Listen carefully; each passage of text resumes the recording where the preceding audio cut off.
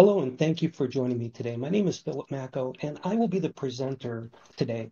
I'm going to be posting this presentation both in podcast form on our Doing the Thing channel. Jason's tied up today, so I'm doing kind of a solo session.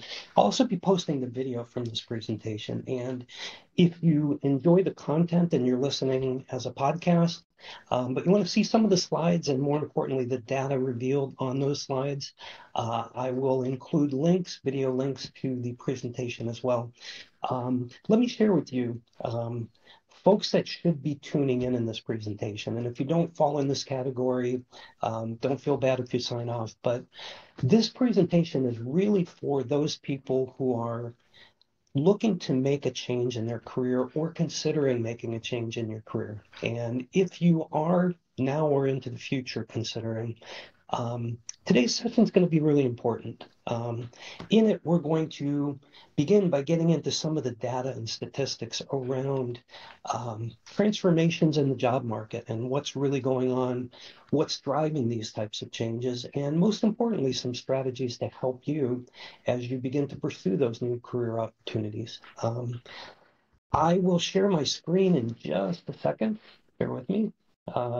Today's presentation is called Your Career Revolution, and the question is, are you ready for a change? I'll tell you my origin story. I am a professional career ownership coach, and I've been doing my coaching practice for a little bit over 6 years now. I spent about 40 years in, well, that makes me sound old, 4 decades in corporate America. And I reached a place in my career at 55 years old where I had gotten remarried. And my job as VP, senior VP of an international music publishing company required a significant amount of travel. I never really unpacked the suitcase, instead just kind of moved things in and out of it. And I realized that wouldn't provide the kind of continuity for a new marriage that would lend itself to a marriage working. As importantly, two other factors. Um, I recognized that I was building wealth for others, and that frustrated me. There were a lot of things within the organization that I really, really loved. There were some other things that caused some stressors, and I had to reconcile myself with that. And then finally, I've always had the goal of professional speaking, of becoming a writer, and I'm proud to say that I have now published my fifth book since leaving corporate America. My fourth book was on career resiliency for a publisher based in the UK. And this presentation is really about the facts, figures, and findings as a result of the research I did for that book, which includes, Harvard Business Review and McKinsey and Associates, Gallup poll information, Pew Research. I share all that with you to let you know that this is just not an opinion. It's a well-researched opinion that I'll share with you. So again, if you are in that position of actively pursuing a change or considering a change into the future, this presentation may be helpful to you. Let's start by just talking about the 3R strategy, and I'll get into much more detail on this, but I want to share the facts and figures, the statistics first, and what's contributing to a major shift and revolution in the traditional career market. And I want to introduce to you these three strategies. The first being research, the second being reimagine, and the third being reinvent. So stick a pin in that. We'll come back to that in just a little bit. So let's look at what's going on. And when I did the research for the book, I found these statistics to be shocking. To begin with, according to Gallup poll, for every year since 2004, workplace productivity has been on a steady decline. And it's estimated that that decline in productivity is costing the economy somewhere in the order of about 7.8 trillion annually. That's trillion with a T. Now, what could be contributing to those lost productivity numbers? Ask yourself that question. And I imagine as you do, you might be thinking about the death by meetings that occur in corporate America. Those non-productive meetings to talk about what we're going to do in the next meeting and the meeting after that, and then the meetings to follow. Could be micromanaging managers. It could be merger acquisition situations. It could be a number of different factors that are affecting and driving that. It could be the shift from in-person to remote during the pandemic and the pull back to hybrid or full-time location-based kinds of opportunities. All these things are having mitigating effects on the global productivity numbers. Gallup also found that 60% of the entire global workforce feels disconnected from their jobs. And perhaps you do as well as you're listening to this. But let's think about this for a minute. I've had the pleasure of traveling and doing business across Scandinavia, Europe, all throughout South and Central, as well as North America. And I can tell you, of all the cultures I've interacted with in business, the US culture seems to identify themselves more with what they do for a living than perhaps any other culture. And to give you a quick example, let's say you're meeting someone for the first time. Likely it is that they're not going to ask you, hey, who are you? Tell me a little bit about you. One of the first conversation starters instead is going to be, what do you do for a living? What kind of work do you do? Right? And we as Americans tend to build our self-identity oftentimes around what we do for a living and not necessarily who we are. And that presents a real challenge if 60% of the entire workforce is emotionally disconnected from that thing that they most identify themselves with. You can understand why the next numbers we look at might be occurring. And to give you perspective, in 2009, 21 million employees resigned from their roles. Guess what the number was in 2022? 50.5 million, over double, and a number equal to 24.3% of the entire US workforce. So if you're considering a change, I share this with you for a number of reasons. Number one is you're not alone. And number two is we have to take steps towards reducing this emotional disconnection and really find the thing that engages us. Because in the first half alone of 2022, that's the most recent data that I could get access to, 65.1% of the entire US workforce was looking for a new job, according to Pew Research. So what's driving this?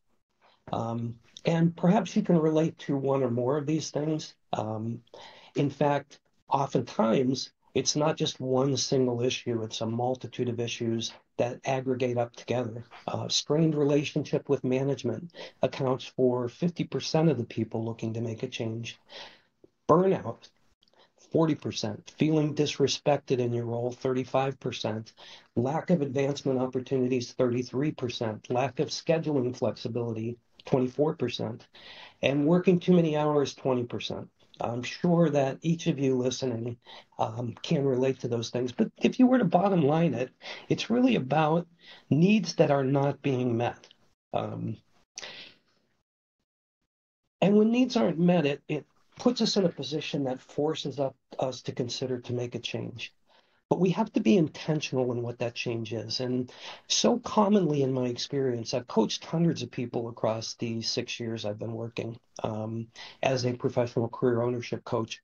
And I've noted that there are four very common reactions to, determining that it's time to make a change in your career. And unless we're intentional in what we do, we can be reflexive in what we do. And these are four examples of how that reflexiveness can affect our future and our careers into the future. The first is called the treadmill. And, imagine like I did when I started with Philip Morris, I thought straight out of college, I was going to stay with Philip Morris until I retired. That was the world that I grew up in. It's certainly not the world of today. But it's almost as if 5, 6, 7, 8 years into my career, while I felt like I was moving forward and advancing, while I was getting promoted from position to position, eventually, unbeknownst to me, I stepped on a treadmill and I was no longer moving forward. I was no longer advancing in my roles, responsibilities, and income. It's almost as if at some point I inadvertently stepped on a treadmill and I was running in place. And one day I realized that I'm not moving forward any longer. And many of the clients I work with have that same experience, but the risk they run is unless there's intentionality about what comes next, it's very likely that you could jump off one treadmill, jump onto the very next treadmill, and because it looks shiny and brand new, point an accusatory finger at the prior treadmill and think you're moving forward again, only to find yourself a few years later running in place again. So definitely we want to avoid the treadmill. Equally, we want to avoid the pendulum, which is, and this, I hear this commonly. Folks are so frustrated with their current situation that they literally swing the pendulum as far away from their current circumstances as they can, only focusing on what they don't want and finding the opportunity that is not what was the last opportunity that they left. The reality is somewhere within that continuum, that pendulum swing could be the right answer. Again, looking inward, being introspective, and we'll share some strategies with you on how to accomplish that. But avoiding that drastic move back and forth of the pendulum and finding where that right spot in the is. Sometimes I see a full pivot where I'm just fed up with this industry and I'm leaving it completely and I want to explore where I can go next. That's a little bit problematic, first of all, in the traditional wage market, because the traditional wage market almost becomes a narrowing funnel. Right? What you've done in the past, the titles you've held, the industry you've worked within, the roles you've held, those types of things, pretty much dictate what doors open for you. And trying to get outside and above and beyond that in the traditional wage market can be super challenging. And finally, I've also observed the full surrender where folks almost turtle up and they say, I'm just going to ride it out. There's nothing else out there for me. I'm unhappy, but I'm 5 years, 10 years, 3 years away from retirement, whatever that number is. I'm just going to kind of suck it up and hope that, I can hold on to this position a little bit longer, despite how unhappy they are, despite how their income, lifestyle, wealth, and equity goals may not be being met. That surrender occurs. So we want to avoid those reactions, most especially because of this. It's the famous words of the philosopher Buckaroo Banzai. Yes, I'm dating myself by pulling this reference, but famously said, wherever you go, there you are. And until you get intentional and self-reflective about what it is you do and don't want and what you want to see your life look like, until you hold a mirror up to yourself and really take a good look inside, until you take a flashlight and shine it under the bed where all those monsters hang out, until you've done those things, you run the risk of making a change that's not going to really fulfill and accomplish those goals that you have. So let's talk about what to do. In a previous episode on the Doing the Thing podcast, Jason and I explored the concept of primary aim, and we go into much more detail than I'm going to today. So if you really want to dig into this further, please check out that episode on primary aim, and there'll be a lot more detail there. But at a very high level, the things that give you most energy, the things that you find most fulfilling, those define your primary aim. And the good news about discovering your primary aim is it exists within already. It's just a matter of discovery, not invention. So let's talk about some steps to establish that primary aim, because before you go out to the market and do some of the other things we'll talk about, you ought to know where you're trying to get to, right? You want to have a roadmap towards it. You want to define what it looks like. And it starts with identifying what you don't want and list as many as you can, and then go through and prioritize those to the ones that trigger the strongest emotion that you want to avoid in this next career iteration. Equally as important, defining what you do want. Now, avoid money, avoid new car, avoid boat, avoid those material things. But think about the EI and EQ components of this next move, and what does that need to look like? What resonates most for you? What rewards you most in the things that you do? Take those two lists and aggregate them together and begin to narrow down to the most important non-negotiable things that you require as a person that are going to be most fulfilling to you. And begin to list out the barriers to accomplish those things. This is where the real work comes in because there are roadblocks in front of us. There are challenges in front of us achieving our goals. That doesn't mean we can't achieve them. We have to recognize those barriers, again, shine that flashlight under the bed to the hairy monsters. But now we have to seek mentors. We have to read books. We have to develop strategies. We have to think about how do we break down that barrier? How do we bust through that wall to accomplish those things that we want to do? So by ranking the do's and don'ts, and then identifying the barriers and beginning to think about how those barriers can be overcome is an important part of this exercise. Next, if you think about how you want to be remembered, let's say you're retiring, let's say, God forbid you passed on. How do you want folks to remember you? What do you want them to say about you?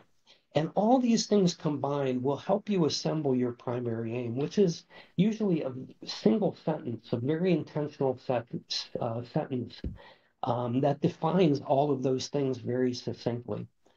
Some sample questions you can ask yourself in building your primary aim. What do I value most? How do I want my life to feel on a daily basis? Of all the things in my life I've done, what gave me the most pleasure? Where am I both on and off track of my long-term goals? And if I knew I couldn't fail, what career would I choose? Most importantly is the magic question. So, don't think about the wide chasm between where you are today and where you want to be. Instead, think about the steps along the way, those incremental movements and changes you can make that will lead you towards that place that you want to be in the future.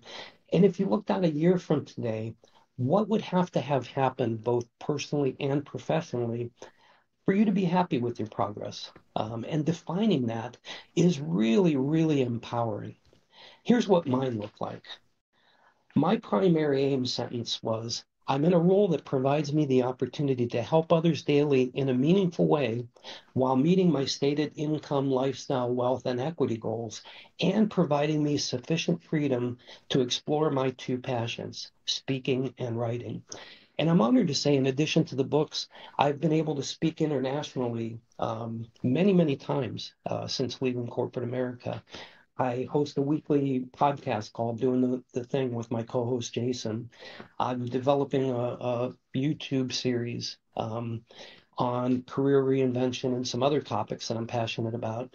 I've had the opportunity to mentor other people who want to become writers and really kind of guide them towards the initial steps through the more sophisticated ones in becoming published. And all of those things are meaningful to me. I would never have been able to achieve them had I stayed where I was.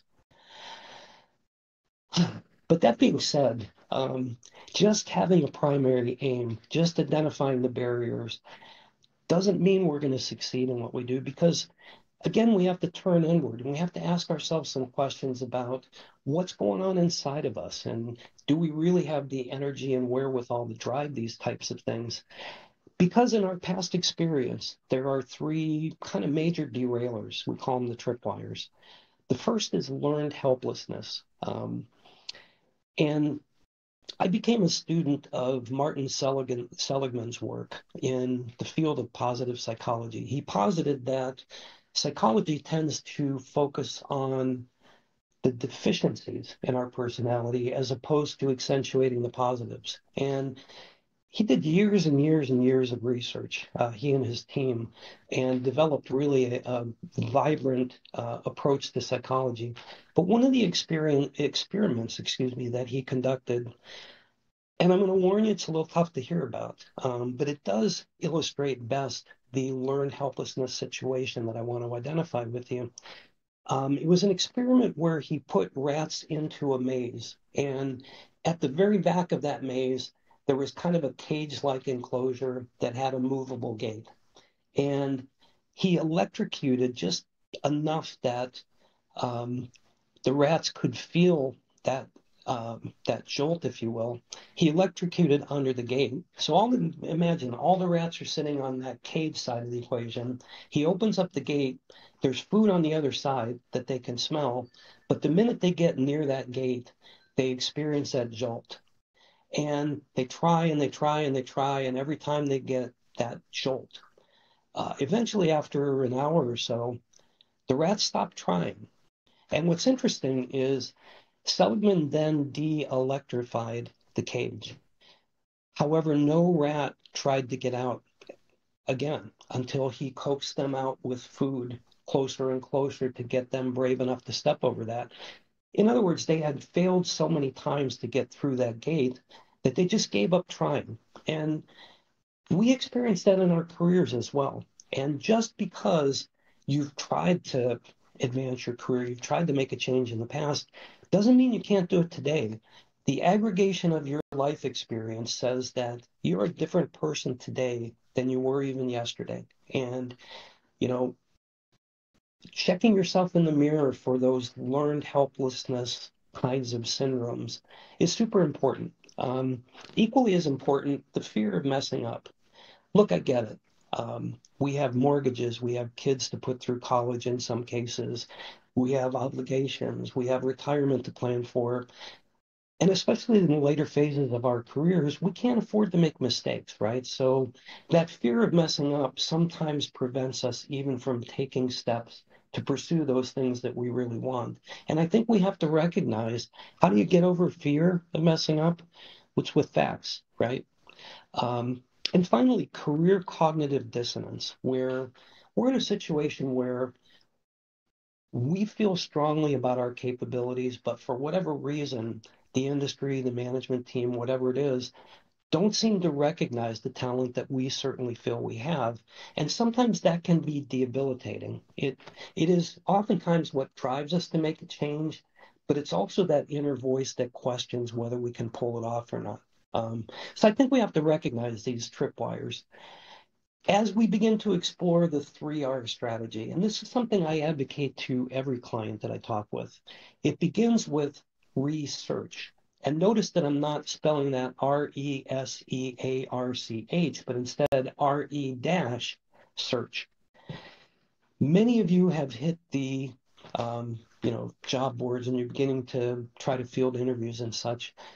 You probably know, but in case you don't, most companies are using applicant tracking systems. And unless you are keyword enhancing your resume to each particular job that you're applying for, chances are very high a human being is not even seeing you. And let me go back a step, because what I advocate is not just focusing on that research, not just exploring the job market, but exploring all three of these strategies simultaneously to the ability that you can, because it just broadens your options. And certainly, I always encourage clients I work with, hey, stay on the job market, continue to see what it holds, but at least define your income, lifestyle, wealth, and equity goals.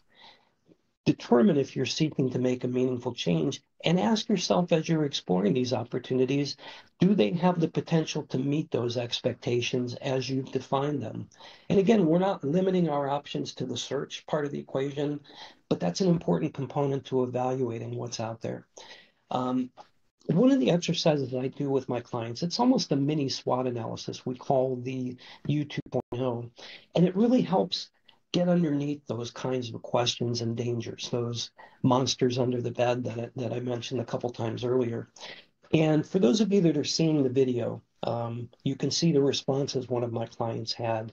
For those of you listening on the podcast, I'll share with you. The question is, what are the common obstacles and issues that you feel you're facing? And while this person was on the re-search on the job market, they identified conventional career options are more limited.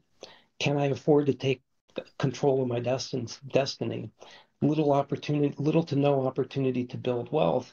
Well, they have, by way of this exercise, defined their income, lifestyle, wealth, and equity goals, and determined that as it stands today, the job market alone may not be able to help them meet those. So I encourage them to reduce into writing some goals around how can they help mitigate those dangers and risks.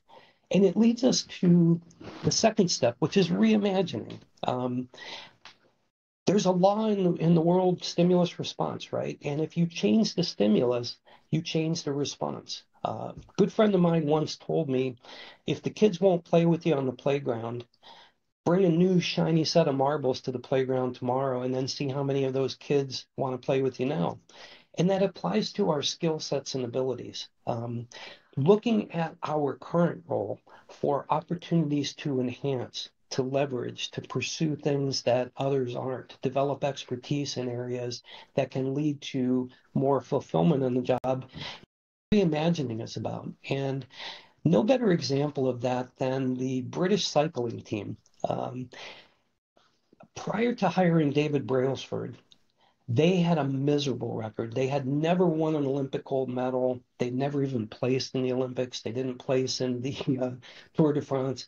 In fact, their team was so terrible that bicycle manufacturers, literally several of them, would not let the team use their bicycles for fear of the damage it would do to that manufacturer's reputations, if you could imagine. So along comes Dave Brailsford, and he believes in the aggregation of marginal gains. And he literally went through over 100 1% improvements. I listed a few examples here. Finding the most comfortable bike seat, rubbing alcohol on the tires for better traction, buying the team electrically heated undergarments, testing clothing and wind funnels to find the most aerodynamic. About 100 different things, even painting the inside of the trucks that transported the cycles white so that he could spot specks of dust that could fall into the chains and affect performance. And by way of the aggregation of all of those 1% improvements, they went on to win 178 world championships, 66 Olympic or Paralympic gold medals, and 5 Tour de France wins. Tour de France, excuse me. So as you start to reimagine what you can do within your current role, look for those 1% aggregatable improvements that you can make. Look for opportunities others perhaps aren't seeing that you're aware of, and how can you pin your expertise to reinvent the role that you're currently in. Another part of reinvention is exploring exit strategies. So it may be the case that, hey, I'm stuck where I am today. I can't afford to make a change, but long term, I want to plan for a way to make my exit, just like Snagglepuss in the picture, if you're watching on video. And there are ways to develop second revenue streams. In fact, the organization I'm with probably work with 50 or 60 very viable models. And could you, while you're maintaining that role, especially if you can't reinvent yourself within that role and you're not necessarily happy where you're at, but you can't make a change, could you develop a second revenue stream that, as a business matured 2-3 years down the road, would give you that stepping off point? It would be built to the place where it could replace that corporate income. So reinvention can take shape in a few different ways. Finally, reinvention. And this is what becomes challenging, not just because of that narrowing funnel that I described to you earlier, but even knowing where to begin. And many clients I work with say to me, listen, I'd love to explore entrepreneurship with you. I don't know where to start. I've looked at things on the internet. I don't know what I should or shouldn't. I tend to look at things that are aligned with my current experience. The truth is, none of those rules apply in the world of entrepreneurship that do in the world of corporate America, at least in the world of entrepreneurship that I work in. It's really the transferable skills. It's really the alignment for a day in the life and the income, lifestyle, wealth, and equity goals that matter. And in my coaching practice, I have a number of tools that guide my clients through that experience of self-reflection. For example, one of the assessments creates a 46-page report about my client that we spend some time on. And amongst all the different insights it shares, it defines ideal environment. My clients have a chance to inventory their skill sets and imagine where those skill sets might apply, combined with the expertise of a brand or concept that I may introduce them to. And I suggest this. I always say to my clients, listen, if you have the bandwidth, continue to research in the open job market. Expand your options by reimagining the role that you're currently in. And if you can't, consider developing a second revenue stream that can lead to an exit strategy. If you're feeling stuck where you are, there's a way out. It just may take a little bit longer. And as a third pathway, consider reinventing your career. Consider exploring, learning about entrepreneurial possibilities. Look, whether they're right for you or not, only you can determine. But if you're open-minded to learn, you may find a broad, brilliant new direction for your career that is everything you look for and can achieve that work-life balance that you want. So I want to thank all of you. I will tell you that the exploration that I went through in closing was very much the same. When I was still in the music industry, I started a fledgling blog because as I shared with you, I wanted to become an author. I was at an event in Washington, D.C. called Real Screen, and it just so happened that there was a seat at the bar next to a gentleman who I didn't know. And of course, bar time is networking time, and professionally speaking, for events and conventions. So I sat down and started talking to him. And about an hour into the conversation, I finally got around to asking him, what kind of work did he do? And he said, well, I'm a documentary filmmaker. And my most recent documentary was around the largest team of persons with disabilities to ever reach Mount Everest Base Camp, and also about their expedition leader who went on to summit Mount Everest, first man in history missing an arm.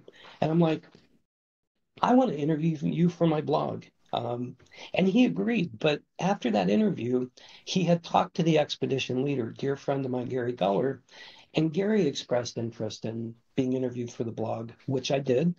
And as Gary and I got to know each other better, Gary shared a goal that he had of having a book published around the experience and the story. And guess what? That led to my second book called Make Others Greater. Is really the story of the Team Everest team, built within a executive leadership kind of framework, and taking their story, their inspiring story, and pulling out the lessons, pulling the threads on the lessons of what they learned in that experience and how it might apply to modern day business. So again, when you've defined your goals, when you've defined your primary aim, as you start to explore not just one single area, but apply that 3R strategy, you begin to see things you wouldn't normally see. You begin to ask questions that you might not normally ask. And you meet with opportunities like I did with the Team Everest documentarian. I would have never have explored had I not had that goal of being a writer and had I not asked those questions. So um, again, I want to thank all of you for staying in this conversation. I hope that you pulled out at least one, if not more, important points as we went through the slides that I shared. And as always, you can reach me at pmacko@esourcecoach.com, or visit my website, pmacko.esourcecoach.com, or give me a call. My direct line is 760-230-3146. And if I can be of assistance to any of you, I want to thank you for joining and tell you that I'm just an email or phone call away. Thank you so much. Go take on the day.